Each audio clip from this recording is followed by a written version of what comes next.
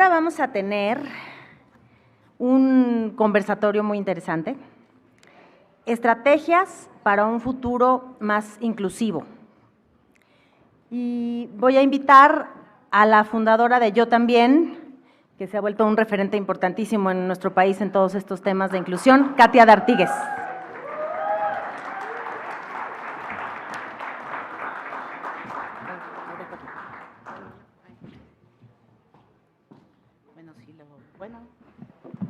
Hola, hola, sí. Bueno, si prendo el teléfono, ya no sé ni lo que digo. Si prendo el micrófono, muy bien. Ese apoyo sí se ve, muchas gracias. Muy buenos días a todas, a todes.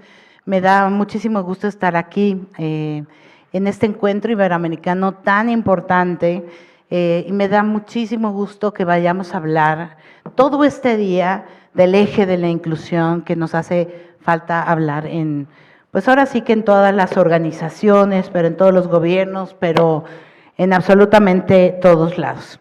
Me describo primero que nada. Soy una mujer de edad mediana, es decir, tengo 51 años, tengo el cabello castaño hasta los hombros, uso unos lentes rojos, yo tengo puesto un vestido bohemio, dirían en los portales de compras, que es de varios colores, pero principalmente naranja, amarillo, verde. ¿Por qué me describo? Pues para incluir también en esta conversación a las personas con discapacidad visual. Me da muchísimo gusto que ya de origen tengamos a varias personas intérpretes en lengua de señas mexicanas. De hecho, son un chorro que se turnan cada 20 minutos porque la interpretación de la lengua de señas no es cualquier cosa, es interpretación, no traducción.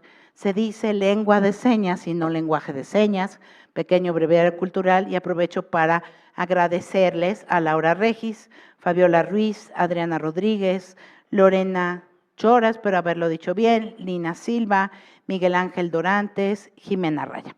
Bueno, sí, un aplauso así, miren. Aplauso silencioso, exactamente. Así aplaudimos en lenguas señas mexicanas. Muchísimas gracias. Bueno, yo soy periodista, soy una persona con discapacidad psicosocial yo misma, soy madre de un joven con discapacidad intelectual que este año cumple 18, que se llama Alan, y dirijo esta fundación que se llama Yo También, Discapacidad con todas sus letras, que es el único portal a nivel latinoamericano donde hacemos periodismo sobre discapacidad, inclusión y accesibilidad. Y bueno, me da muchísimo gusto presentar a un panel extraordinario. Ya tenemos a nuestro ponente en línea, todavía no, ¿verdad? Bueno, me avisan cuando esté en línea. Quiero presentarles primero a Giovanni Lepri, que es representante en México del ACNUR, que es la Agencia de Naciones Unidas para los Refugiados. Yo creo que es más fácil decir dónde no ha trabajado que dónde ha trabajado, ¿verdad, Giovanni? Pero bueno, ahorita está en México, estuvo en Europa, estuvo en África, durante mucho tiempo en Atenas, que recibió muchísimos refugiados de Afganistán, de Siria, de la República Democrática del Congo, fue jefe de la oficina en Roma, en Colombia, en Villavicencio, pero pues también trabajó en Mozambique, Sudán, Chad, Senegal, Mali y Burkina Faso. Maestro en Políticas Públicas por la Universidad de Londres, maestro en Ciencias Políticas con especialización en Derecho Internacional y Relaciones Internacionales por la Universidad de Milán. Y bueno, lo encuentran en Twitter como @GioLepri y bueno, dime una cosa personal tuya, Giovanni, y descríbete a ti mismo. Bueno, muchas gracias, Katia. Una cosa personal es que yo tengo 3 hijos, 2 hijas ya adolescentes y un hijo, Santiago, que tiene 9 años, las 2 grandes para paridad, Leticia y Julia, para decir los nombres.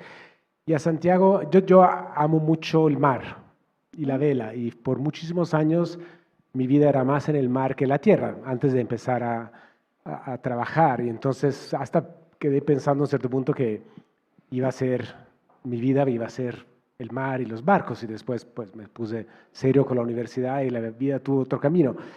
Entonces a mi hijo le pidieron ¿qué hace tu papá? En la escuela, y él escribió: mi papá era marinero profesional y ahora es el jefe de los refugiados. No era ni uno ni lo otro, pero me gustó, mantuve este papelito y lo mantengo cerca de mi corazón. Muy bien, y además le vas al Inter de Milán, ¿cierto? con gran pasión. Bueno, sí. ¿y cómo te describirías rápidamente? Bueno, como dice mi tarjetón aquí, italiano que vive en México, soy originario de Italia, talla media, tengo un blazer azul, diría un hombre promedio de 52 años. Ok, ojos azules, cabello hacia atrás, un poco entrecano, muy bien, ¿sí? ¿Estarías de acuerdo? Súper, muy Perfecto. bien. Ahora hablemos de Roberto Vélez, que es el siguiente en nuestro panel. Él es doctor en Historia Moderna por la Universidad de Oxford en Inglaterra, maestro en Economía por el Colegio de México y economista también por la Universidad de las Américas en Puebla. Es el actual director ejecutivo del Centro de Estudios Espinosa Iglesias y ha hecho, bueno, pues muchísimas cosas ahí, ha trabajado ahí muchísimos años, como coordinar, asesorar, escrito estudios sobre movilidad social, desarrollo humano, antropometría histórica, pero pues es experto en movilidad social e igualdad de oportunidades. Roberto, ¿qué es esto, experto en movilidad y igualdad de oportunidades? Explícame como si tuviera una discapacidad intelectual, porque yo creo que hay personas con discapacidad intelectual que podrían estar viendo esto, y descríbete y dime algo personal de ti. Bueno, antes que nada, muchas gracias. Soy alguien ya cada vez más cercano a los 50 años. Cada vez tengo menos cabello, herencia de mi padre. Uso anteojos. Tengo muchas corbatas, pero casi no las uso, y la pandemia fue una gran oportunidad para empezar a dejar de usarlas más. Soy un padre de familia. Nací en Puebla, estoy casado con una veracruzana del sur, de Veracruz. Tenemos 2 hijos de Ciudad de México, una historia muy común que se ve en Ciudad de México. ¿Y qué quieres que te cuente de la igualdad de oportunidades? Primero voy a decir algo personal y luego puedo decir un poco de qué se trata, pero pues igual lo podemos dejar ya para la plática, pero voy a decir algo personal de la igualdad de oportunidades. En mi familia hay gente en el espectro autista, y mi hijo mayor, que aunque no lo hace público, me va a permitir contarles esto.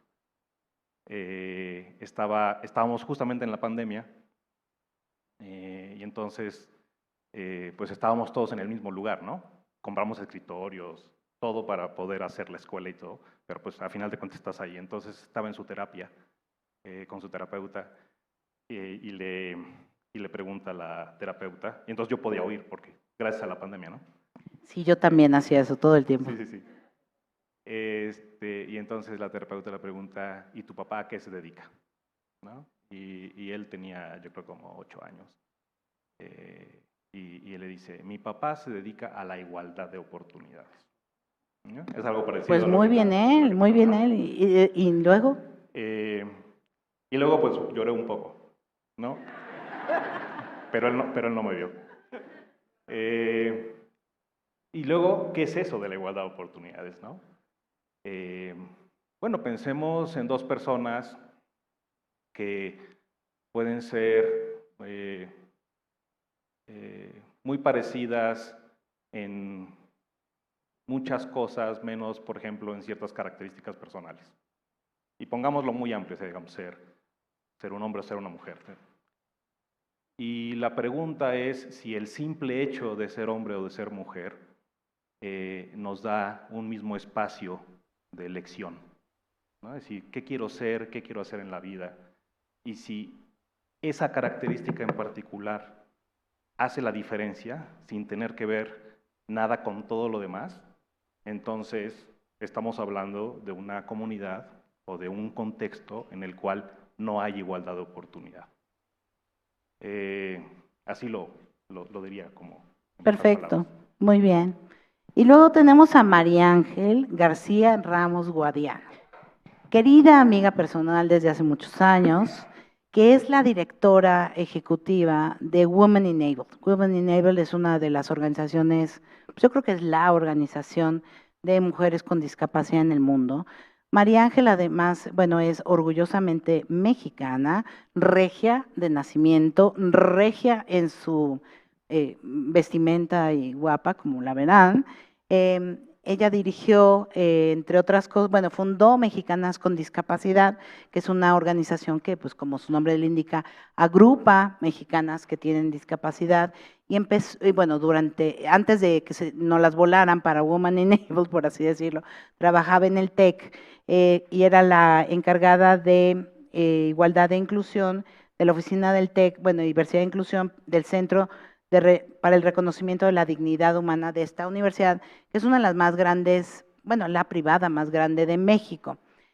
También, bueno, empezó en Nuevo León haciendo cosas de política pública, es la presidenta, es la presidenta del Consejo para la Inclusión de las Personas con Discapacidad y además sé que es una tía enamorada de su sobrina Valentina, ¿no? A ver, María Ángel, descríbete y cuéntanos algo de ti. Muchas gracias.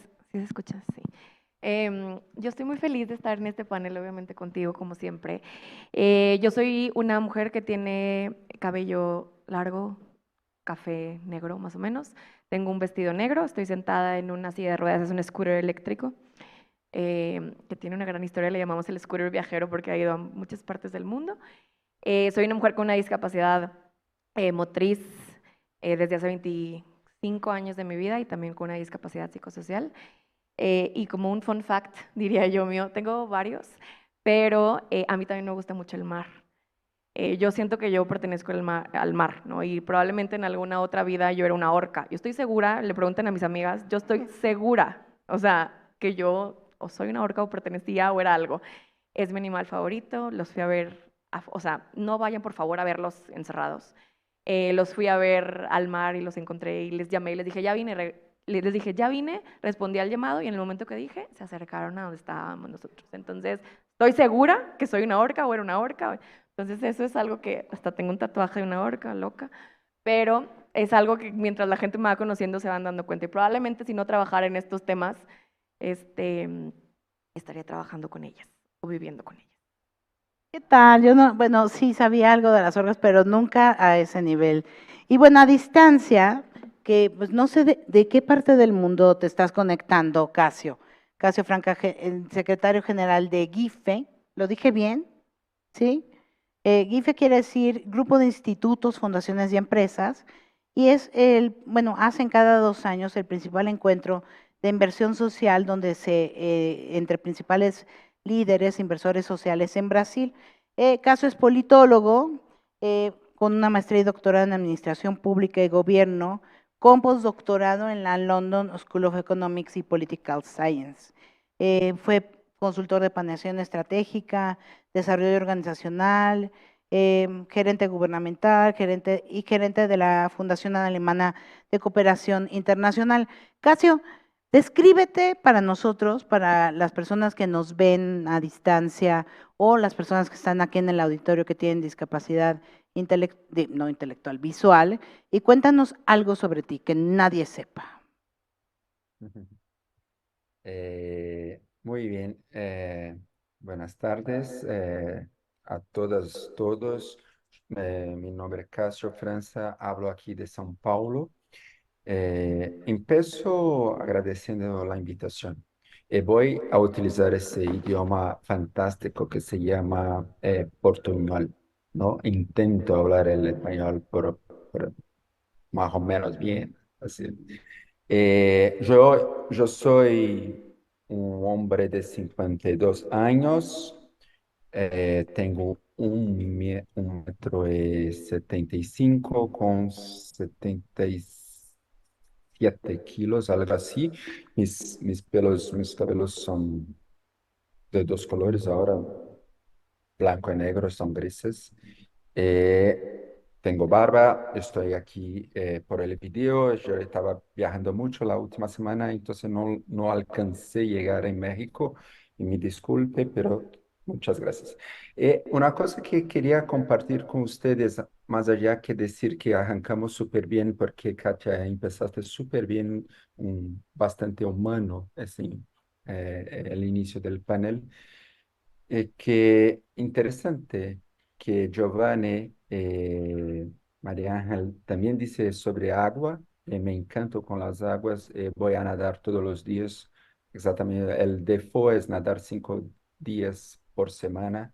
Entonces ahí también nos encontramos un poco en las aguas. Y voy a pensar qué animal yo sería después de que María Han dice lo tuyo. Me encantó la historia. Voy a pensar un poco más en el próximo encuentro. Voy a decir qué animal yo fui en las vidas pasadas. Así es. Muchísimas gracias por el encuentro. Vale. Muchísimas gracias. Bueno, pues este panel acuático, por lo visto, a mí también me encanta nadar y Roberto, no sé tú, pero por lo menos tomas agua, eso lo sabemos, ¿no? Entonces ya vamos a hablar, ahora sí vamos a hablar de inclusión, ¿les parece? Entonces la primera pregunta es, ¿cuáles son los desafíos que tenemos para la promoción de la inclusión en ámbitos como, ahí nada más, educación, empleo, política, o los que se les ocurran? ¿Y cómo impactan estos desafíos en las personas y comunidades en situación de vulnerabilidad? Como Casio fue el último, ahora le vamos a pedir que empiece y tienes 5 minutos, corre tiempo. No, no es cierto, esto no es un programa de concursos, pero sí empieza la conversación tomando en cuenta que sí tenemos que ser algo rápidos, porque hay otras 2 preguntas más y también queremos platicar con este público que está muy interesado en hacer preguntas, ¿verdad? ¿Seguro? ¿Sí? No me hagan quedar mal público, por favor. También a distancia nos van a hacer llegar preguntas. Casio, adelante. Muchas gracias. Bueno, yo estoy a cargo de GIFE. GIFE es, yo diría, es casi el CEMEFI de Brasil, ¿no? Estamos más allá. Quería decir a Roberto Bucio y mis amigos de México que agradecer más una vez para ellos.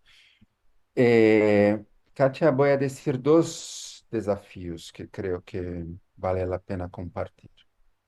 Uno es todavía convencer a la gente, algunas personas, en especial los líderes, de que la inclusión no es algo necesario, de que la inclusión es algo necesario, democrático, humano y urgente.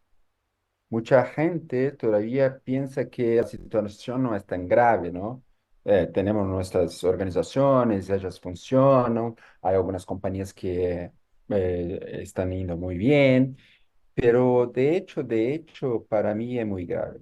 Entonces, convencer a la gente que es necesario cambiar, porque hay una idea equivocada que nuestro momento y muchas veces menos desarrollado que tenemos en muchos países de Latinoamérica, mucha gente piensa todavía de que es simplemente una cuestión de incapacidad de formular o implementar políticas públicas más inclusivas.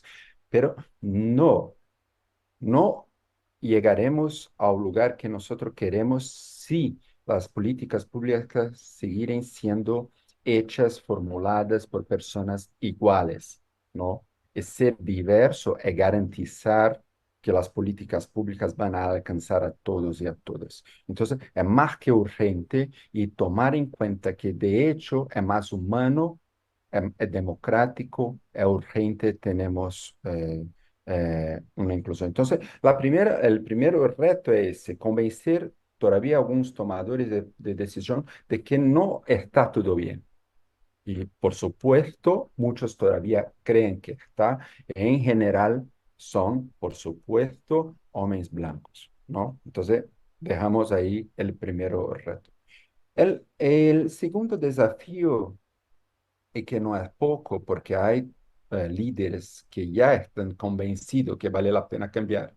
Pero lo que toca en ese segundo para mí es coraje, coraje de hacer, ¿no? De hecho cambiar. Hay un onos por veces de hacer cambios estruturales y muchos líderes no quieren tener, se queda con onos de decir no porque piensan que las otras personas no van a querer. Yo veo eso un montón en muchos lugares, ¿no? El onos de decir no, vamos solamente hasta aquí.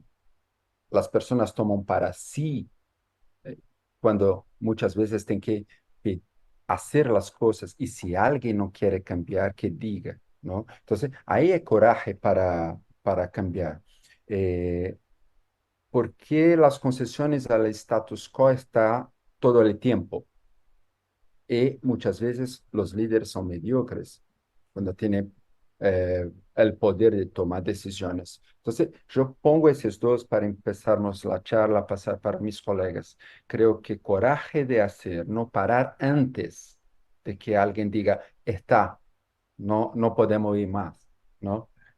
Muchas veces las personas paran sin nadie decir que no, está demasiado.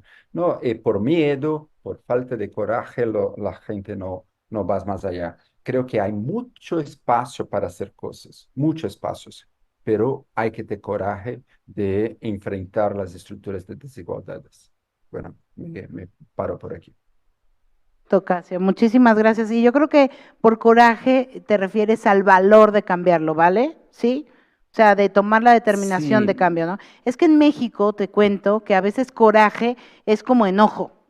No quiere decir eso, ¿no? no, Ok, discúlpenme, ahí es un punto de culturas distintas. Esa es la voluntad, de hecho, de hacer, ¿no? Enfrentar las dificultades y no se quedar cómodo en un espacio de poder y hacer mucho menos que podría hacer, ¿no? Eh, perfecto. Así Aunque es. hagamos Gracias, Katia. coraje en el sentido mexicano, en el trayecto, ¿no? A veces. Bueno, María Ángel. Yo traigo aquí mis notitas por accesibilidad. Yo quiero empezar diciendo primero, y se platicó un poquito en la sesión anterior, en el panel anterior, en qué significa inclusión. O sea, les pusieron la pregunta qué significa inclusión y pusieron palabras, y la verdad es que eran palabras muy lindas. Pero si realmente nos preguntamos por qué se requiere que exista inclusión, ¿no? A veces la inclusión también está dentro de sistemas de poder porque ¿quién incluye? Incluye quien tiene la oportunidad de estar incluido ya. O sea, somos los cadeneros, cadeneras, ¿no? De quién entra y quién no entra, ¿no? Entonces también pensar quién está tomando esas decisiones de decir sí o no, ¿no? Esos tomadores, y sí tomadores, porque en su mayoría sí son hombres blancos, ¿no? Tomadores de decisión en ese sentido, ¿no? Entonces, bueno, para mí esa es la primera, ¿no? El cuestionarnos esas estructuras de poder y el cuestionarnos por qué se requiere que exista una inclusión, ¿no? El segundo punto también yo diría que es esta falta de que seamos parte de la toma de decisión quienes somos los más y las más afectadas. Usualmente en paneles como estos no, estamos algunas cuantas personas que somos de las más y más afectados, los y las más afectados, pero no somos el promedio. O sea, hoy me encantó leer mi biografía y que yo dirijo una organización global en los temas de género y discapacidad y genial, pero yo no soy el promedio de persona con discapacidad en este país. O sea, eso es una mentira y si pensamos que todas van a ser como yo, no es cierto, ¿no? Entonces hay muy pocas oportunidades para que seamos nosotros quienes estemos tomando decisión y seamos nosotros quienes estemos diseñando políticas públicas, diseñando estrategias de fondos, diseñando proyectos corporativos, institucionales, que verdaderamente respondan a las necesidades. No está sucediendo. Entonces, ese es otro que yo diría. Y por último, yo diría que también, que creo que muy importante es que la mayoría de los recursos destinados para trabajar en temas de inclusión, hablamos un montón y hablamos que se tiene que hacer un montón de cosas, la mayoría de los recursos están en el norte global del planeta y pocas veces bajan al sur global y pocas veces bajan a lo mero local. Entonces eso es bien importante. No creo, y más bien creo que debe existir una decolonización de esos recursos, de esos fondos, ¿no? Tiene que haber un cuestionamiento real en dónde estamos poniendo el dinero y por qué, para quién es importante, ¿no? Muchas veces también donde se alocan, donde se pone el dinero, son como pequeños como cajitas, ¿no? Discapacidad, migrantes, personas racializadas y ya, ¿no? Y como que eso son lo que necesita la gente porque creemos. Y no nos ponemos a pensar que el cambio climático está directamente o sea, conectado con migrantes, ¿no? O que la violencia está directamente conectada con los temas de discapacidad, etcétera. Entonces, por eso también es que no hay esos recursos y por eso es que hay esa perspectiva de cómo la política pública es tan limitada a los temas de asistencialismo nada más y cómo los recursos también solamente están limitados desde el norte global a lo que se decide desde lo muy blanco y de lo heteronormado que se tiene que ayudar o se tiene que cambiar. Cuando no se escuchan las voces de quienes están en lo local, sufriendo, viviendo y experimentando y desde sus propias identidades experimentando estos, pues, los contextos de vida que tenemos alrededor de la desigualdad y la inclusión. Ya. Y tampoco se contempla muchas veces la transversalidad, ¿no? Que hay una mujer refugiada, pobre, negra, trans con discapacidad. Y les juro que existe, muchas, ¿no? Bueno, ¿qué nos dice Roberto? ¿Cuáles son los principales desafíos? Yo no traje mis notas como María Ángel, pero Pero ella es una orca, o sea, pero voy disculpa. a tomar prestada, no sé, voy a tomar prestada parte de lo que dijo María Ángel y parte de esto último que mencionabas. O sea, cuando hablamos de inclusión, digamos, ¿qué es lo opuesto a la inclusión? La exclusión, ¿no? La pregunta es, ¿cómo se da esa exclusión? Y si lo trasladamos a la discusión de desigualdad de oportunidad, justamente esa desigualdad de oportunidad por definición genera exclusión. Me explico, cuando tú hablas de desigualdades, y me voy a circunscribir a un par de tipos de ella, una es la desigualdad de oportunidad, pero otra puede ser la desigualdad de resultados, es decir, lo que alcanzamos en la vida. Si pensamos en términos de mercado laboral, lo que acabamos ingresando en el mercado laboral. Históricamente nos concentramos mucho en esa desigualdad, ¿no? ¿Cuál es la desigualdad de resultado? Pero si lo piensas desde la perspectiva de desigualdad de oportunidad y desde la perspectiva de exclusión, la pregunta es si esa desigualdad que se está dando en términos de resultados de vida se explica por eso o simplemente se explica porque todos competimos en igualdad de condiciones. Estoy hablando de mercado laboral, competimos en igualdad de condiciones y entonces si uno acaba ganando más, generando más ingreso, pues lo hizo en condiciones de igualdad. Y el problema es que muchas veces, y en particular en el contexto mexicano, pues la desigualdad de resultados que observamos no se da en un contexto de igualdad de oportunidad. ¿Y qué es lo que caracteriza a la desigualdad de oportunidad en México? Es decir, ¿cuál es la razón detrás de la desigualdad de oportunidad? ¿O cuáles son los factores o circunstancias sobre los cuales las personas no tienen control y acaban determinando esa desigualdad y en muchos casos esa polarización que observamos en el país? Y yo las empaquetaría en tres tipos, ¿no? Desde una perspectiva intergeneracional, importa mucho dónde naces y creces en términos de los recursos económicos y educativos de tu hogar de origen. Es decir, si naces bajo ciertas circunstancias, no es lo mismo, circunstancias distintas al recurso económico o educativo, no es lo mismo nacer y crecer con esas circunstancias en un contexto de ventaja relativa que hacerlo en un contexto de desventaja relativa. Y si nacemos en un contexto de desventaja relativa, donde no existe un mecanismo que elimine la exclusión, entonces pues acabas entrampado. Esa es una. Esa es muy micro, estoy en un hogar que cuenta con los recursos para resolver, para equiparme o no. La segunda tiene que ver, y esa es muy importante en el caso mexicano, la segunda tiene que ver con en dónde, ¿no? Giovanni es Italia, tú no dijiste. Yo soy chilanga. Tú eres chilanga. Sí, o sea, quiere decir que nací en la Ciudad de México. Y yo les decía, soy un poblano con una esposa veracruzana y tal. En México importa el territorio, ¿no? Esa es una circunstancia sobre la cual tampoco tenemos control. Tenemos control, por ejemplo, cuando tú dices, bueno, ya me equipé, tengo espacio de toma de decisión y entonces voy a elegir en dónde quiero vivir. Pero cuando tú naces y creces, no eliges ese espacio. No eliges nacer en Chiapas o nacer en Nuevo León, no eliges nacer en una ciudad o en una zona rural. Y eso, en el contexto mexicano, acaba siendo una circunstancia, otra vez, diferenciadora. Y por ende, excluye. Y el tercer componente, y voy a llegar a tu punto de la interseccionalidad, bueno, de la, dijiste Interseccionalidad, interseccionalidad. Sí. Y transversalidad. Dijiste transversalidad.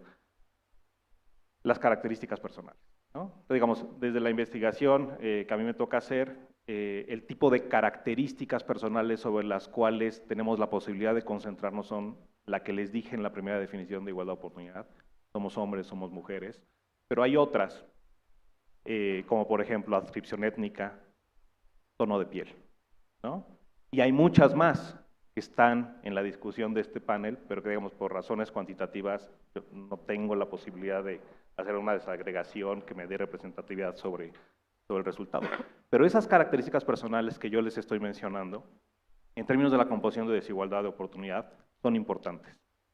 Y son importantes no únicamente en el sentido de que determinan una dotación inicial diferenciada de recursos, sino que acaban siendo características que determinan nuestro espacio de recompensa en los distintos mercados que mencionaste en la pregunta: laboral, político, social, cultural, todos los mercados, ¿no?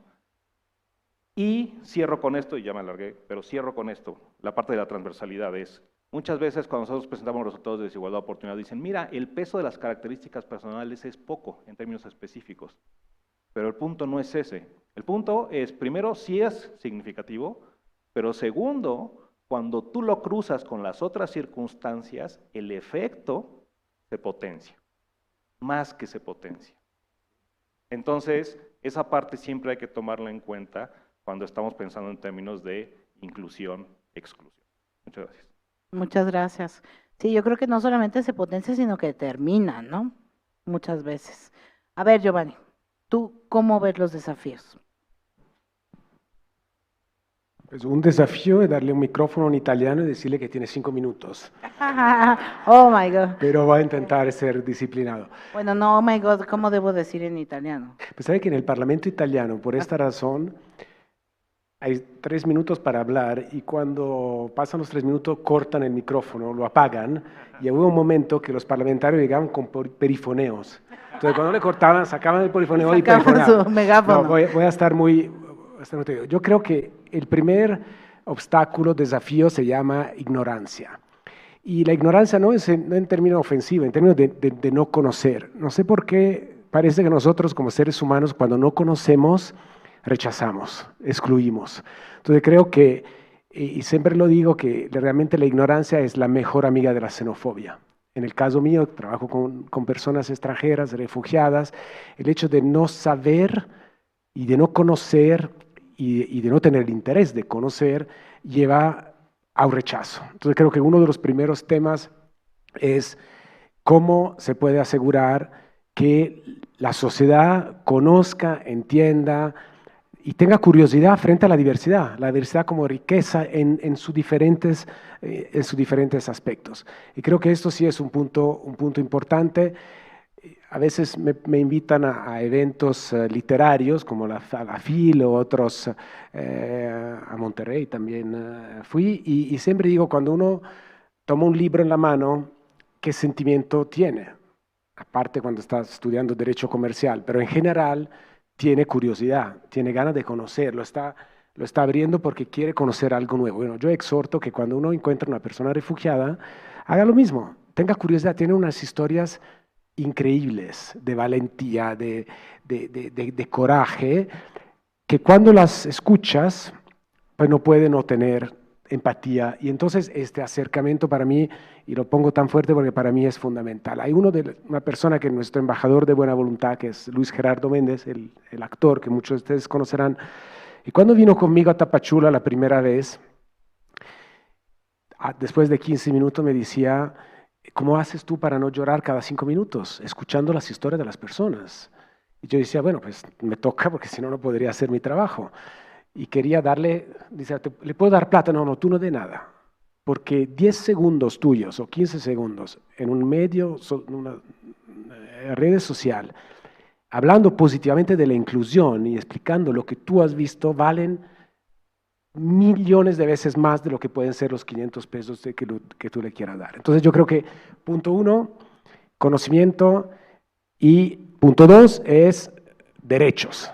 Acordaron que estamos hablando, todos tenemos derechos, y lo que tú decías al principio de la igualdad es tener igualdad para después cada uno decidir cómo desarrollarse y qué hacer. Pero acordarnos que estamos hablando de derechos, o sea, la inclusión es un derecho, ser parte de la sociedad, sentirse parte de la sociedad, poder disfrutar de la sociedad, es un derecho, no es un tema, aquí estamos en un ambiente filantrópico, en este caso no estamos hablando de filantropía, no estamos hablando de generosidad, estamos hablando de restitución o reconocimiento de derechos. Entonces, yo pondría el primero es combatir la ignorancia para evitar que vayamos a hacer exclusión. Y segundo, poner los derechos al centro. El tercero que quiero mencionar es las herramientas. El tema es un tema de herramientas.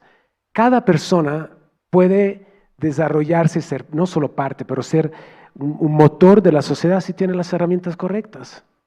Si no estuvieras tú, ¿cómo se llama? ¿Qué dijiste? Tu scooter, pues no podrías subirte al podio, pero con el scooter no tiene ningún impedimento a estar exactamente como todos los panelistas. Y esto es una herramienta.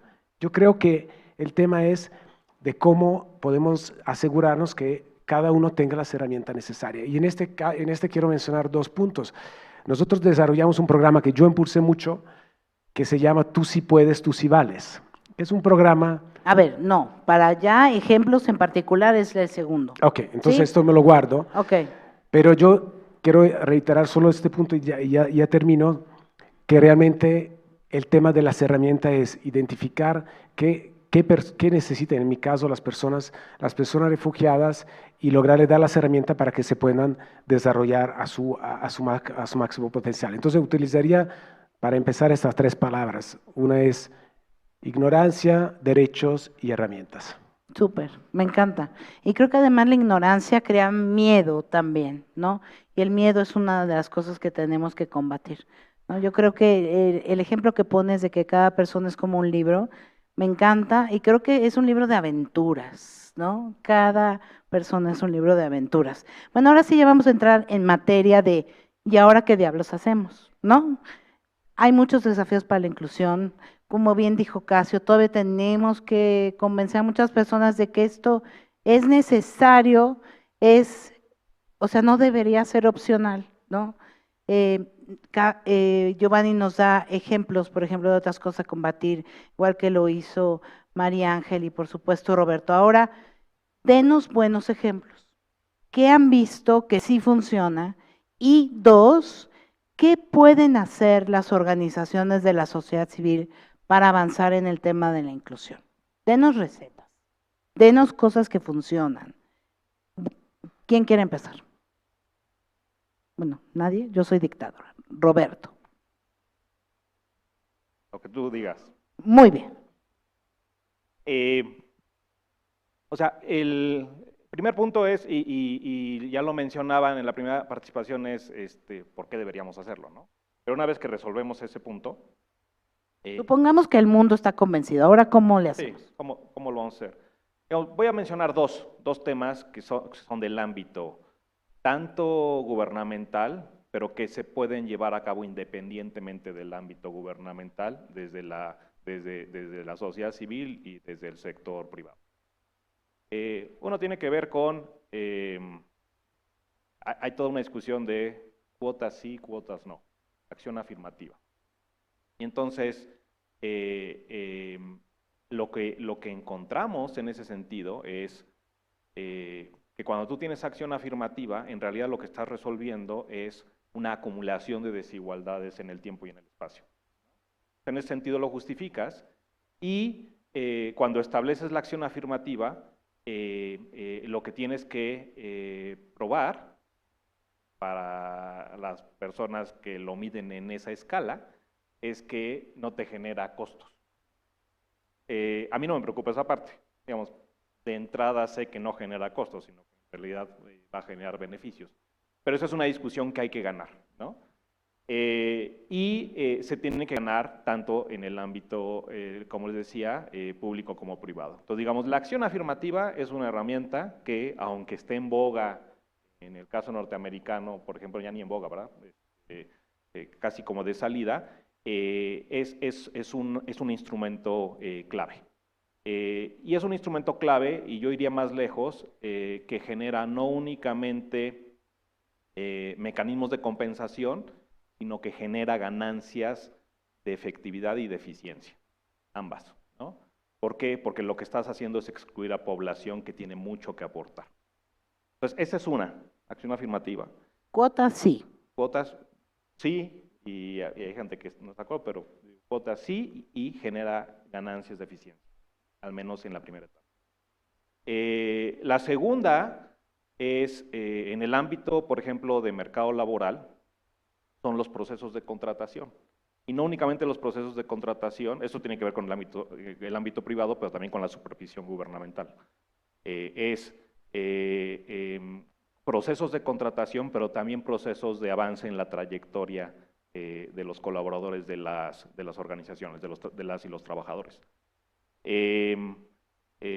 Una cosa que nosotros hemos empujado mucho es justamente que estos procesos de contratación eliminen el peso que tienen las circunstancias de origen de las personas. Eso tiene, el problema no es únicamente algo que se tenga que resolver por el lado de la oferta laboral, sino que muchas veces se tiene que resolver por el lado de la demanda laboral. Y muchas veces, yo diría que yo quiero pensar que la mayor parte de las veces, estos sesgos en la decisión de elección, en el reclutamiento, se dan por razones de ignorancia, no por razones de conciencia en lo que estás haciendo. Entonces, ¿qué es lo que tienes que hacer? Tienes que establecer, digamos, independientemente de que tienes que hacer toda una inversión en formación de capital humano, tienes que establecer mecanismos de reclutamiento que eliminen el peso de esos sesgos. Cuando digo sesgos es, ¿por qué cuando tienes dos candidatos equivalentes en todo eliges a un hombre y no a una mujer? O edad. Edad, y hay toda una variedad, ¿no? Entonces, esa es importante, pero también en las trayectorias. Es decir, cuando tú estás dentro de una organización y los procesos de curso de vida de las personas son distintos, no necesariamente se empatan con el proceso de trayectoria laboral. Y eso el mercado laboral, en el caso particular de las organizaciones, no lo contempla, ¿no? Y perdón por usar siempre el ejemplo de las mujeres, pero es que es muy obvio. Entonces, cuando tú tienes procesos de curso de vida distintos entre hombres y mujeres, resulta que en el momento que por alguna razón decides abandonar participación en el mercado laboral, eso te marca en términos de la posibilidad de recuperar el espacio durante tu ausencia y después converger a los niveles de toma de decisiones de ingreso, en este caso de los hombres. Entonces, eso otra vez es un proceso que dentro de las organizaciones y de las empresas se tiene que llevar a cabo de manera muy puntual. ¿Para qué? Para que estos sesgos potenciales se eliminen. ¿Cómo se hace eso? Ajá. Con política interna, pero no solamente con política interna, sino con procesos que garanticen que la política se aplica. Y hasta ahí. O sea, estás hablando, por ejemplo, de currículum ciegos, ¿no? Sí, un ejemplo, hace poco, no es que yo sea promotor de algún partido político, digamos, puede ser promotor de una legisladora, de Patricia Mercado, senadora, lanzó esta iniciativa de Se Ve Justo, y lo importante de la iniciativa es su naturaleza, es decir, lo que dice Patricia es, tenemos que establecer en el caso de reclutamiento mecanismos ciegos de reclutamiento que garanticen anonimato en términos de nuestro fenotipo. Exacto, o sea, nos referimos a currículums donde no haya fotos, que es muy común, donde no se revele la edad, donde no se revelen muchos datos personales que pueden tener estos sesgos, ¿no? Sí, o sea, nosotros incluso hemos ido más lejos y hemos dicho, no necesitas el sello de la universidad de origen para elegir a quién vas a contratar, ¿no? Si es que estamos hablando de candidatos con ese nivel de formación. No lo necesitas. Eso te va a llevar a un proceso de selección y cuando llegues a la selección final en tercias o tal, entonces digamos, obviamente se va a descubrir quién es quién, pero ya tú llegaste al final y ahí es donde tienes que tomar en cuenta, por ejemplo, características de origen socioeconómico desaventajado para tomar la decisión. Es decir, ahí es cuando tú aplicas la idea de la acción afirmativa. Le vas a dar prioridad a quien viene de condiciones de desventaja mayor. ¿Por qué? Y con eso me voy a callar, Katia, pero ¿por qué? Es Sí, italiano, dice Giovanni. le voy al Inter. El de Valinter Sí, también, qué bárbaro. pero el por qué es, porque tú tienes que partir del supuesto de que los otros candidatos que llegaron a esa final, pero que tienen ventajas de condición de origen con relación a los otros candidatos, de todos modos lo van a resolver. Es decir, van a encontrar un espacio. No pasa nada, ¿sí? La persona que cuenta con las características que el mercado está castigando, no necesariamente. Y entonces tú le tienes que dar ese espacio. Gracias. Es súper interesante, muy, muy interesante. Casio, ¿tú qué dices? ¿Qué has visto que funciona? ¿Qué nos recomiendas? ¿Y qué pueden hacer las organizaciones? Bueno, primero decir que estoy casi 100% de acuerdo con Roberto, casi 100%. Casi. A ver, Eh, exploremos ese casi, ¿no? ¿Cómo nos vamos a quedar con la duda? no, no, es porque soy súper a favor de las políticas afirmativas fundamentales, eh, pero aquí tendríamos que tomar más tiempo, no sé si al caso tú eres la moderadora, tú decides, Katia, la idea de a ver, ¿cómo hacer con que el tema no sea igualdad, pero equidad, ¿no? Para los que necesitan más. Personas distintas necesitan de cosas distintas. Organizaciones necesitan pensar de manera distinta los distintos, ¿no? Entonces, desde su inclusión hasta el bienestar dentro de las organizaciones. Entonces, cuando es totalmente ciego, no ciego, que blinded, el proceso, muchas veces puede ser que por otros vieses estaremos repitiendo todo lo que no queremos, que es por un momento imaginar que la igualdad, de la meritocracia, Roberto, yo sé que no hablaste de eso, ¿eh? Pero puede ser que un proceso va por la meritocracia simplemente, así se apaga las facultades, todo, y los mejores van a ser contratados. Pero no necesariamente. Eh, Dentro de los mejores hay que hay que promover políticas de equidad. Entonces, ahí no sé cómo en el final Ok. favorece a grupos que están menos favorecidos. No, hay una cosa importante. Bueno, pero ¿qué otra medida has visto tú que funcione, Casio? Yo quería aportar una Ujú. que es, tenemos que hacer diagnósticos, ¿no? Por supuesto. ¿Y para qué? Para establecer metas. Ahí es súper importante una organización tener una política de inclusión, establecer metas, públicamente establecer metas, se comprometer públicamente. Es un tipo de enforcement que las organizaciones van a se preocupar mucho más, porque muchos liderazgos pueden pensar que no voy a hacer el máximo, pero no quiero me comprometer con números, ¿no? Porque después no alcanzo, entonces van a pensar que yo soy incompetente, que no soy competente. Pero no, el proceso de inclusión con accountability, con metas públicas, públicas cuando yo digo es dentro de su organización. Así, hoy tenemos 90% de personas son blancas.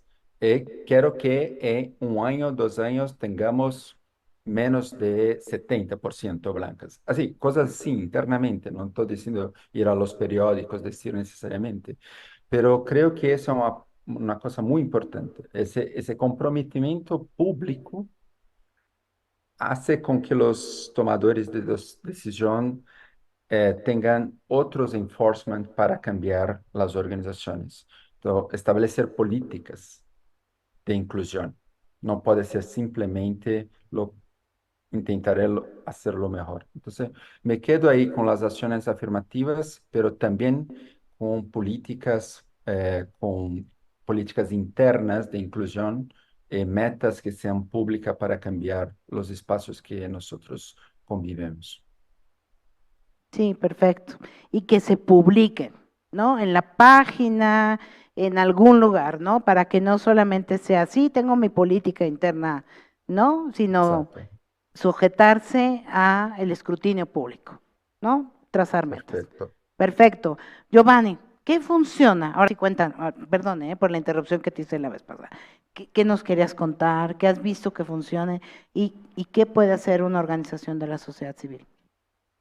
Si quisiera retomar un poco los 3 puntos de antes, creo que un tema, y Casio lo mencionó, y quiero ahondar en el tema de los diagnósticos, pero también de los datos. Creo que también, volviendo al tema de la ignorancia, una de las herramientas poderosas son datos, que contrastan cualquier narrativo. A veces los narrativos excluyentes ganan por varias razones, hasta razones electorales o razones de política. Entonces, los datos creo que pueden ayudar. Hago un ejemplo.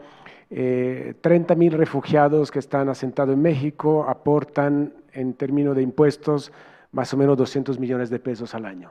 Entonces, el que piensa que el refugiado o la refugiada están quitándole a los mexicanos, pues también tienen un dato duro que se puede comprobar, que aporta en la dirección de decir, pues, no, entonces, ¿de qué estamos hablando? Entonces, solo para hacer un ejemplo. Entonces, yo creo que en la parte de la educación, yo creo que las universidades, las escuelas, los medios juegan un rol fundamental. Y si lo asociamos con datos duros a favor de la inclusión, pero simplemente porque son datos reales, que pero a veces no se conocen, o a veces se ignoran, o a veces no se quieren utilizar, creo que esto sí puede ayudar en la buena dirección.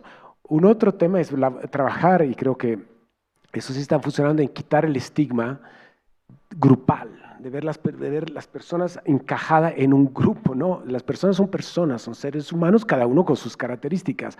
A veces puede ser útil para avanzar en políticas públicas, pero en el momento que se habla de las personas, estamos hablando de individuos. Y entonces ahí creo que las historias personales, y ahí vengo a 3 ejemplos, y lo voy a hacer muy rápidos. No voy a entrar en detalle de por qué escogí estos 3 ejemplos, pero se los quiero mencionar. Denise, refugiada venezolana, justamente la conocí en Monterrey. Estaba feliz porque sus hijos mellizos que no oyen y no hablan, no sé en español cómo se dice, por fin habían podido aprender el lenguaje de señas que en Venezuela no lo enseñaban, y entonces se podían comunicar con sus amigos y sus amigas a través del teléfono haciendo videollamadas, y habían ampliado su socialidad en una manera absolutamente exponencial respecto a cuando estaban o en Venezuela o apenas llegados a México.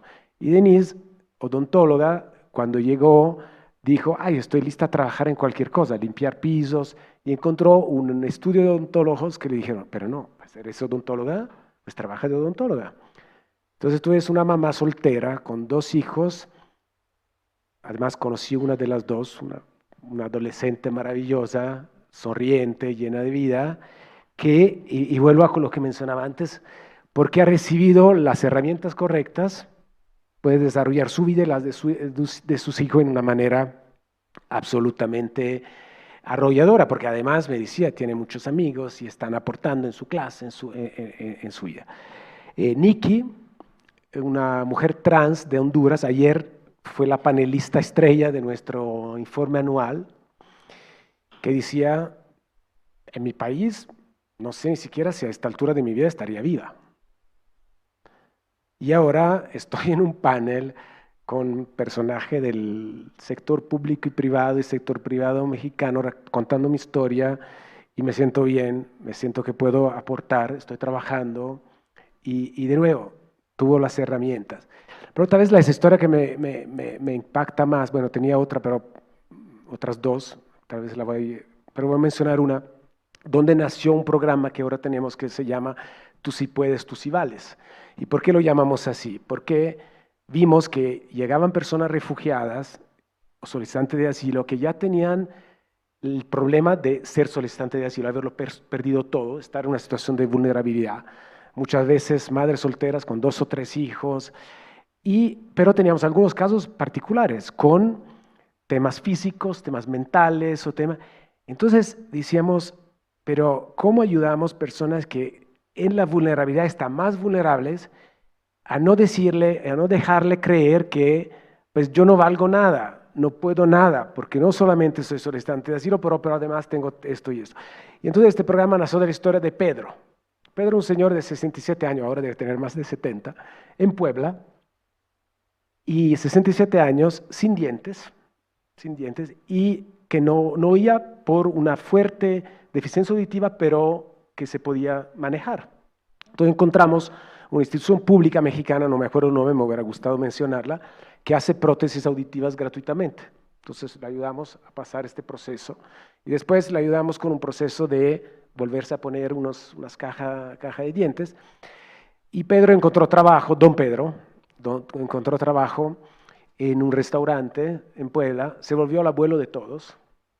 Tenía una habitación al interior, no al interior del restaurante, pero cerca del restaurante que el restaurante le proponía, y aportó y estaba muy contento, muy incluido, y su socialidad también se volvió a reactivar. Tengo una anécdota en la anécdota de Pedro, porque era COVID, el tiempo de COVID, y cuando lo encontré decía, pero don Pedro, ¿ya se vacunó? Y dice, no, yo no me voy a vacunar. Y digo, ¿cómo no se va a vacunar? Se tiene que vacunar, ¿cómo así? No, me va a vacunar. Y a los 3 días me llama la jefa de oficina de Puebla y me dice, mira, don Pedro quiere que sepas que sí se vacunó. Entonces digo, bueno, no tenía que ser una obligación mía, era para su salud. Pero creo que de nuevo volvemos a lo mismo.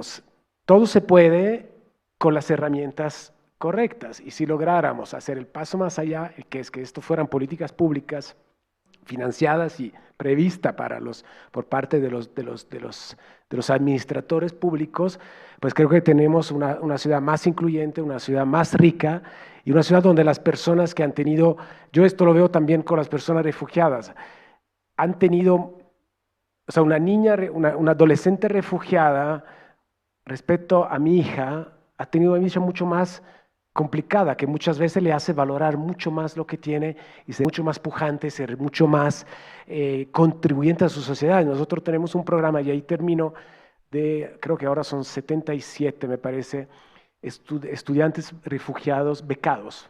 Le damos una beca, y cuando hablo con los rectores de la universidad, entre otros, la Universidad, el Tecnológico de Monterrey o la UNAM, otros, todo me dicen, son los estudiantes sobresalientes. Y casi todo, cuando hablo con ellos, me dicen, quiero ser abogada, quiero ser ingeniero y quiero ayudar a México y a la gente que tiene más dificultad, porque yo recibí mucho, entonces quiero aportar. El otro día estaba escuchando a Gabriela Barkentin en la Habla con Barkentin, además nos conocemos bien, y la última que era sobre cambio climático y juventud. Y la última entrevista era a una otra Gabriela, una joven refugiada de El Salvador, que vive en Saltillo, que está estudiando Derecho, y que cuando Gabriela al final, Gaby le preguntó, ¿qué quieres hacer? Yo quiero ser abogada para los derechos de los mexicanos desplazados por cambio climático. Y digo, esto sí me dice que sí logramos algo positivo. Y se fijan algo que queda muy claro con la exposición de Giovanni. Funciona contar historias. Funciona contar historias. ¿A poco no estábamos todos? ¿Y qué pasó con Denis? ¿Y qué pasó con...? No, funciona contar historias y de paso meter los datos, ¿no? María Ángel, cierra y vayan pensando sus preguntas. Creo que vamos a tener muy poco tiempo, ¿verdad? Pero tendremos preguntas. Yo tengo muchos pensamientos en este momento. A lo mejor voy a ser medio party pooper, por lo que estoy pensando. Party pooper es de que estás aguando la fiesta, ¿no? Creo yo, estoy tratando, ahorita mientras los escuchaba trataba de organizar mis ideas, que no se escuche bien gacho, pero ahorita cuando empezábamos la conversación de esta pregunta, decías, bueno, supongamos que todos estamos de acuerdo, entonces a partir de ahí como las acciones, pero es que no estamos de acuerdo. O sea, el asunto es que hoy hablamos de derechos en este panel, en México, en la Ciudad de México. ¿Qué día es hoy? Ni sé el día que es, ¿16? 16 de abril, 16 de abril del 2022. 24. Dios, ya no sé ni qué. 16 de abril 2024, aquí estamos en este foro y tenemos la oportunidad de hablar de derechos, y hablamos de derechos. Yo no sé si mañana yo voy a poder hablar con el lenguaje de derechos. Y se los digo porque hoy lo vemos en el mundo. Les voy a poner un ejemplo. Hoy, Argentina. Hoy en Argentina se está cuestionando si las personas con discapacidad deberíamos o no tener capacidad jurídica y si deberíamos estar institucionalizadas o no. Esto es real. O sea, como cuando Hitler asesinó a 300,000 personas con discapacidad porque no éramos suficiente, porque nuestros cuerpos no son suficientes. Y les pongo el ejemplo de la discapacidad y podríamos hablar del tema que quisiéramos. Y dijimos, es que eso ya no va a volver a pasar. Después del Holocausto vino los derechos humanos, ¿no? Hoy se cuestionan. Hoy se cuestiona que haya una secretaría, un ministerio de las mujeres y los temas de género. Hoy se borran y se dice que los feminicidios bajaron. Entonces, eso es lo que a mí me preocupa. O sea, en realidad, ¿hasta cuándo vamos a poder seguir hablando del tema con el lenguaje de derechos? Porque eso está vinculado directamente cuando hablamos de inclusión. Si queremos hablar de inclusión laboral, educativa, lo que ustedes quieran, hoy porque la ley lo marca, pero si mañana cambia la ley, cambia la constitución y nos dicen que, pues no, la gente con discapacidad no, ya no más refugiados inmigrantes o no, no sé. Y a mí eso o sea, a mí que me toca verlo desde lo que trabajo en lo local, en Nuevo León y en México con las mujeres con discapacidad y desde los espacios que me toca ver también desde lo global con Women Enabled, a mí me asusta. O sea, hoy hablo de Palestina y digo, situaciones como la que sucede en Palestina es, si la gente no se murió ahí, queda con una discapacidad, absolutamente todas. Lo que sucede en Sudán, absolutamente todas. Lo que está sucediendo en Centroamérica, igual, y las violencias en México, eso pasa. Si la gente probablemente no se muere por las violencias, tienen o sea, quedan con una discapacidad, por poner ese ejemplo, ¿no? Entonces, a mí esa es la parte que hablando de inclusión, como que digo, sí tenemos que tener esas políticas y medidas, pero creo que lo importante específicamente en el tema de qué hacer, ¿no? ¿Qué estrategias particularmente es? Yo sí creo en el tema de los datos. Los datos y las tendencias nos ayudan a entender qué es lo que sucede. Si hoy vemos que en tantos países están borrando las secretarías de las mujeres, ¿qué creen que va a pasar? A nosotros no nos va a pasar, la ola no va a llegar hasta acá, sí va a llegar. Si le está pasando algo a la gente racializada, a la gente trans, le va a pegar a la gente con discapacidad después y le va a pegar a quien ustedes quieran. O sea, esto sucede todo el tiempo. A mí, como defensora de derechos humanos, activista, el título que sea que me tengo que poner y mi cachucha en cada momento, a mí lo que me sucede todos los días es que yo siento que constantemente tengo que probar mi existencia. O sea, tengo que justificar que existo. Tenemos que tener el dedo en el renglón, o sea, en el derecho, porque si lo quito, yo siento que me lo quitan. Y se los digo yo, una persona que tiene una maestría y que dirige una organización a nivel global. O sea, ¿qué le dejas a la gente que está en los espacios locales? Y lo insisto, viviéndolo todos los días. Entonces, esa es la parte que yo a veces hasta siento, de que es que si no, o sea, si no justifico mi existencia en el sistema capitalista, o sea, si produzco, entonces no valgo. O sea, mi derecho ya se desaparece. Si me integras para laborar, entonces ya justificamos la existencia de que haya gente con discapacidad, mujeres, lo que sea, ¿no? Entonces, si no produzco, ¿qué sucede con las personas que no pueden producir? Entonces, yo lo que diría es que hay que ponerle mucha atención a los datos para crear las estrategias, ver las tendencias. Obviamente nos faltan muchos datos, sí, por supuesto, ¿no? Pero ver las tendencias, ver lo que sucede, y especialmente desde las organizaciones. Yo me pongo a pensar en las empresas, en lo corporativo. Hay fundaciones corporativas, hay estrategias internas y externas de lo que puede hacer. ¿En dónde están tus plantas? ¿En dónde están tus empresas? ¿Qué estás haciendo alrededor? Entendiendo estas tendencias, entendiendo estos datos sobre lo que va a tu negocio y tu visión de negocio, ¿no? En las organizaciones de sociedad civil, usualmente las organizaciones de sociedad civil están, las non-profits, ¿no? Estamos resolviendo lo que la política pública muchas veces no resuelve, ¿no? O no nos protege. Y no hay fondos. Y yo insisto con el tema de los fondos. O sea, si no lo va a hacer mi próxima presidenta, ¿no? ¿Quién lo va a hacer? Si no lo va a hacer mi gobernadora, ¿quién lo va a hacer? Entonces lo hace la sociedad, la misma sociedad, ¿y con qué recursos? Entonces esa es la parte que yo creo que hay que enfocarnos en dónde tendríamos que estar poniendo el recurso, dónde tendríamos que estar poniendo la atención, dónde tendríamos que estar poniendo las estrategias y cómo asegurar lo que venimos diciendo en esta ronda de conversación, de que las personas que son las más afectadas puedan diseñar, puedan decir qué es lo que importa. Hay una frase que yo le he dicho varias veces, ¿no? Que dice que si no estás sentado alrededor de la mesa, estás sobre la mesa. O sea, si tú no estás tomando decisiones, ¿no? En la mesa, tú eres de lo que van a tomar decisión por.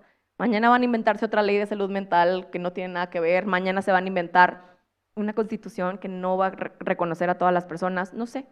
Entonces, esa es la parte que a mí más me preocupa en los temas de verdadera inclusión, ¿no? Y la otra que creo es que la esperanza es una decisión política. O sea, con todo esto no les quiero aguar y que salgan todos desdichados de aquí o desdichadas, pero realmente pensar de dónde viene la esperanza de nosotros estar aquí intentando, trabajando en lo que hacemos todos los días. O sea, porque mucho del trabajo, y yo lo platico con muchas de las mujeres con discapacidad, el trabajo que hacemos acá no es porque es bien padre trabajar en derechos humanos, lo haces por supervivencia la mayoría de las veces, ¿no? Entonces esa decisión de tener esperanza todos los días es política. Nuestros cuerpos son políticos, nuestra esperanza per se tal cual, en donde ponemos la visión, el recurso, el trabajo, el Excel, o sea, lo que hacemos todos los días, es político. Entonces esa es la parte donde yo digo, bueno, cuando hablamos de inclusión, sí tenemos que verlo como desde esa visión de lo que hay que hacer, en cortito, ¿no? Pero también la profundidad y el impacto que tiene, que la cosita chiquita que haces, cómo está impactando estas narrativas, discursos de odio, que hoy pues podemos seguir hablando de derechos humanos, ¿no? En los contextos de inclusión en las organizaciones y en los espacios, ¿verdad? De gente que queremos transformar todo, ¿no? Y como sea, regresamos al inicio con Casio, ¿no? Casio nos decía que uno de los principales desafíos que él vive es que todavía tiene que convencer a muchas personas que la inclusión no es opcional, que además es necesaria y que es buena. Pues sí, estamos en un mundo así. Pero vamos a preguntas, ¿sí? ¿Cuánto tiempo tenemos para preguntas? ¿Bien poquito? ¿Ya nos retrasamos? 5 minutos. Bueno, a ver, ¿quién? Acá tenemos, aquí, a ver, nada más que, sí, es muy importante lo del micrófono porque si no estamos excluyendo a las personas que nos siguen en la transmisión. Hay que prenderlo. Sí, se oye. Yeah. Muchas gracias. Soy Regina Altena, presidenta del Centro Mexicano Alzheimer y quiero sumarme a la inclusión de las personas mayores en México. Somos 20 millones, 30% en la Ciudad de México, 14% en la media nacional y sobre todo las 2 millones de personas con algún tipo de demencia. Están fuera de la discapacidad, están fuera de la sociedad, están fuera de muchas cosas para que tenemos que sumar e incluir. Y pues ya no somos una sociedad joven, somos una sociedad que está envejeciendo y es la punta del iceberg. En menos de 30 años serán 4 millones de personas. Ahí viene también la parte de los cuidados. Las mujeres no están incluidas en la remuneración y el reconocimiento de los cuidados, y es todo un gran paquete y una discusión pendiente en la sociedad. Gracias. Gracias. Acá, de este lado, por favor.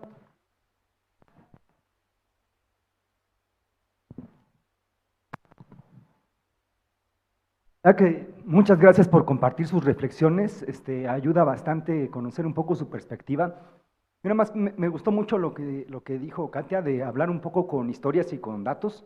Yo justo trabajo con datos y les puedo decir en términos de historias, yo tengo una discapacidad psicosocial y voy muy seguido a terapia de grupo en el Hospital Ramón de la Fuente y siempre es la misma historia, el acceso a trabajo en la mayoría de la población que tiene alguna condición de discapacidad psicosocial, siempre es la misma historia.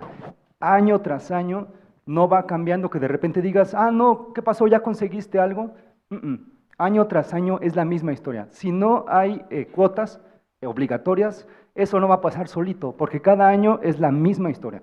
Y en lo de datos, les digo, o sea, me toca trabajar en términos de datos sobre la población infantil y adolescente, y me pongo a pensar, por ejemplo, entre 2016 y 2022, lo que fue el acceso, el rezago educativo, el acceso a salud y la pobreza extrema empeoraron. Y este era el gobierno de izquierda.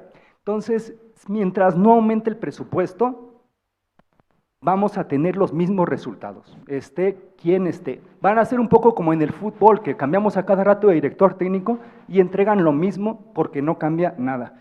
Entonces, les quería preguntar eso, disponibilidad de presupuesto, cómo aumentar el presupuesto del Estado para que esté quien esté, pueda realmente hacer una diferencia con algo. Ándale, pues esa es la pregunta, ¿no? Porque la verdad, si no estás en el presupuesto, pues no estás, ¿no? A ver, ¿quién quiere responderlo?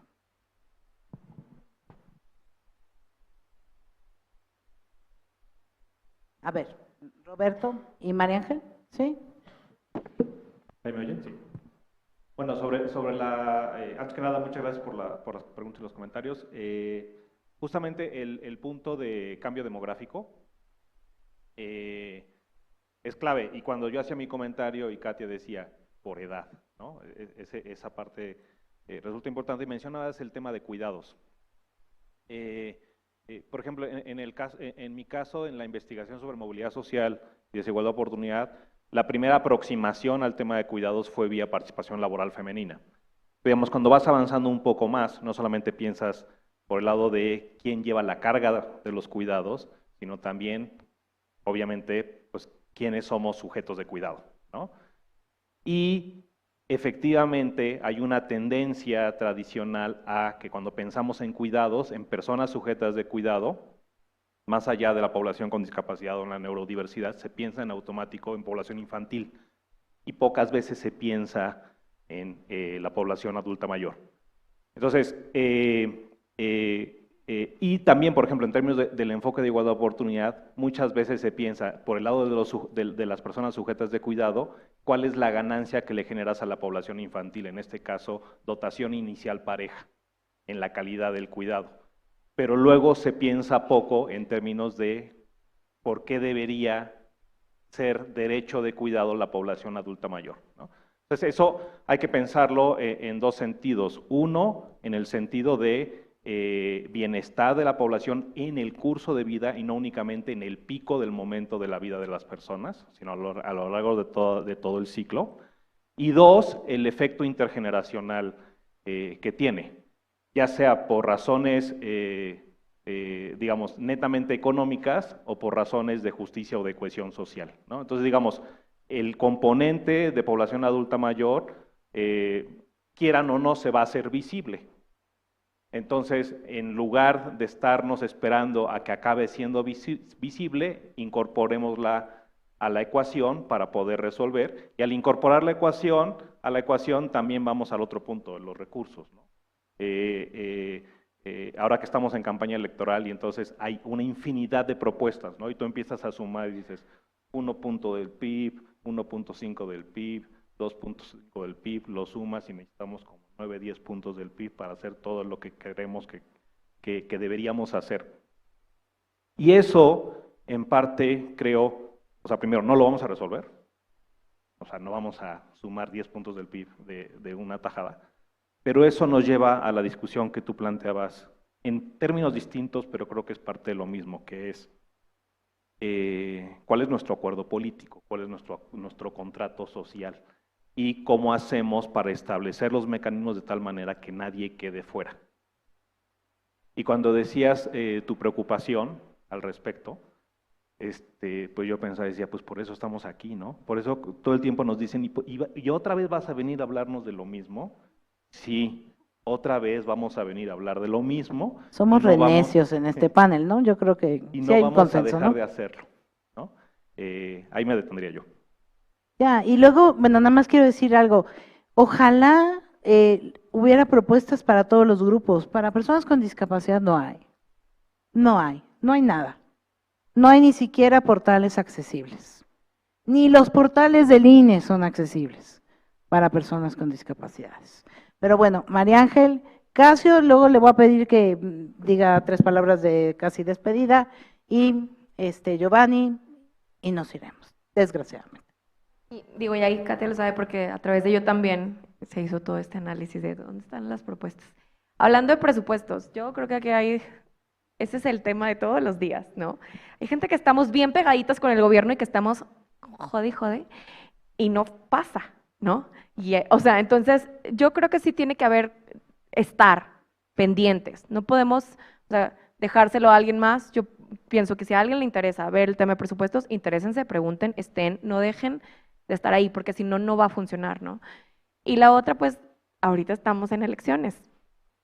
El voto, o sea, es también nuestra manera, y a veces decimos, no, ya está perdido y así.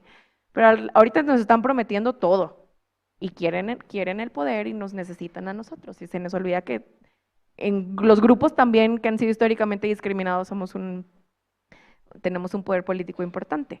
Entonces ahí también se puede ver reflejado. Yo creo que el tema de presupuestos es clave desde los gobiernos, también desde las fundaciones y dónde se ponen los dineros.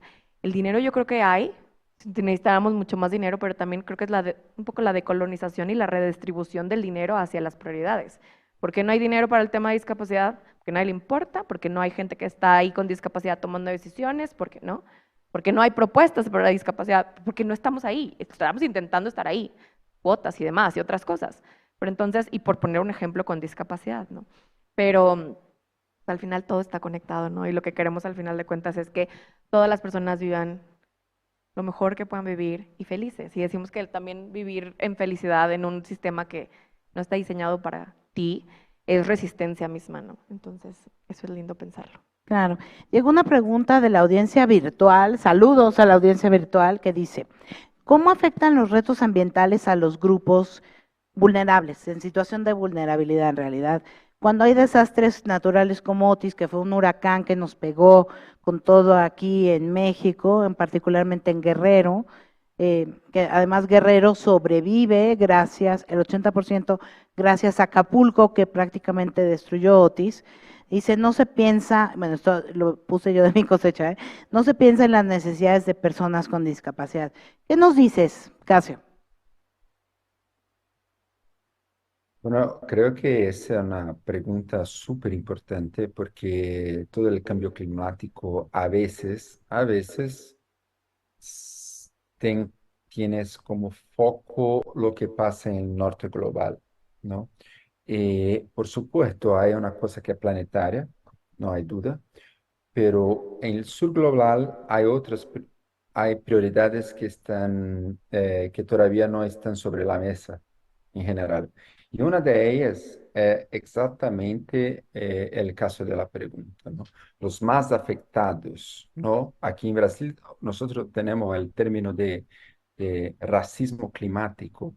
Por supuesto, cuando hay los desastres que se pasan, la población más afectada siempre la persona más periférica, los negros y todo más. Entonces, hay que poner sobre la mesa, cuando se habla sobre los cambios climáticos, esa mirada de los que más necesitan, muchas veces son los más afectados. Entonces, me parece eso súper importante y que a veces en los debates internacionales se queda un poco más alejado y se pasa siempre a decir que pérdidas de daños o que la idea de 1,5 grados es la meta, por supuesto pero hay personas que son afectadas y en general las personas más afectadas son las más periféricas, las que más necesitan. Yo quería, me parece aquí un poco de São Paulo, no sé exactamente el tiempo, pero me parece que estamos terminando también, Katia. Sí, ¿Eso? ya. Triste, Sí, pero sí. desafortunadamente. Sí, yo quería pasar una última mensaje, que es lo siguiente. Acá en Brasil nosotros tenemos 33 millones de personas que no comen todo lo que deberían comer por día, ¿no? Pasan hambre, tienen hambre, 33 millones de personas. Eh, Cambiar ese cuadro no es fácil. Es difícil, hay que tener un montón de políticas públicas, la iniciativa privada, organizaciones de la sociedad civil. Es posible, por supuesto, pero no es fácil, es difícil. Ahora, cambiar una organización no se puede decir que es difícil. Difícil es alimentar 33 millones de personas. No, mudar una organización tenemos que allá encontrar otra palabra. Es totalmente posible de hacer. Ahí regreso con la idea de la valentía de los liderazgos, de las personas que pueden tomar decisión. Ahí sí, de hecho, hay una cosa de voluntad política, ¿no? Creo que es totalmente posible. Tenemos que cobrar los cambios, hacer las organizaciones más inclusivas. Y ahí, desafortunadamente, no sé, es una cuestión de derecha o izquierda. Y a mí me gustaría muchísimo que las organizaciones de izquierda fueran más inclusivas que las de otro grado político, pero no. Desafortunadamente no. Hay que cambiar, sea de izquierda, de derecha, cobrar las organizaciones, los gobiernos, todos ellos que sean más inclusivos. Pero es posible, no es difícil, es totalmente posible. Termino aquí con eso. Agradecer muchísimo, Katia, María Ángel, Giovanni y Roberto. Un gusto estar con ustedes en ese panel y todo el público. SMF una vez más. Gracias. Muchas gracias a ti, Casio. Pues ya estamos cerrando. Voy a dejar que para que no nos quedemos sin escucharlo, que tú, Giovanni, me quites el trabajo a mí y despidas el panel con un mensaje final. Muchas gracias. Un mensaje. No, lastimosamente sí no se me ocurrió uno muy optimista, pero tiene una parte no optimista y termina optimista. Entonces va a ser un mensaje corto, pero con 2 puntos. El primer punto es que nosotros, digo, nosotros adultos de esa generación, hablamos mucho de desarrollo económico, desarrollo en términos de inteligencia artificial, desarrollo científico, y estamos destruyendo el planeta por cambio climático y registramos cada año el récord histórico de más personas que han tenido que dejar sus hogares en contra de su voluntad. Entonces yo lo dejo sobre la mesa. ¿Qué definimos como desarrollo? O sea, definimos que somos una sociedad desarrollada que no ha aprendido a dirimir los conflictos sin matarse, o la consideramos desarrollada porque tenemos drones que se van por todos lados, incluyendo cargando armas, por no decir algo. No lo sé, esto lo dejo un poco. Entonces voy al otro punto. Uno, lo que mencionaba Casio, total, no solamente las personas que viven en zonas más marginales, sino las personas que viven en zonas de más alto conflicto son también las zonas más afectadas por cambio climático, doble vulnerabilidad que está aumentando. Pero quiero dejar un mensaje positivo, que si hemos estado tan poco capaces, nosotros como adultos, pues apuntémosle a nuestros hijos, a las generaciones que vienen, de realmente cada uno en nuestro lugar de trabajo, en nuestra casa, en nuestra escuela, en el ambiente, en los medios, de intentar realmente ir transmitiendo constantemente estos mensajes de inclusión, estos mensajes de realmente de qué significa desarrollo.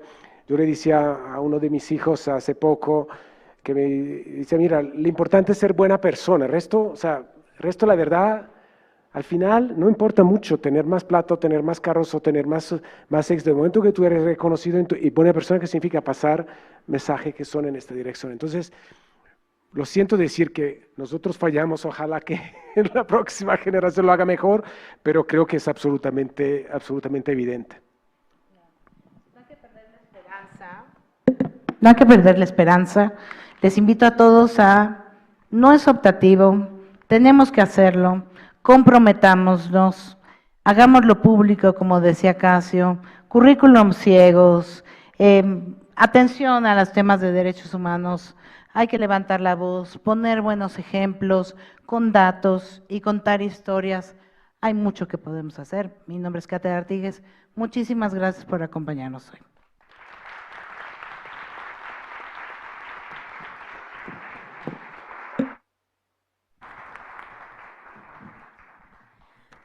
Pues qué belleza de conversación. La verdad es que aunque no haya sido del todo optimista, creo que sí fue muy esperanzadora.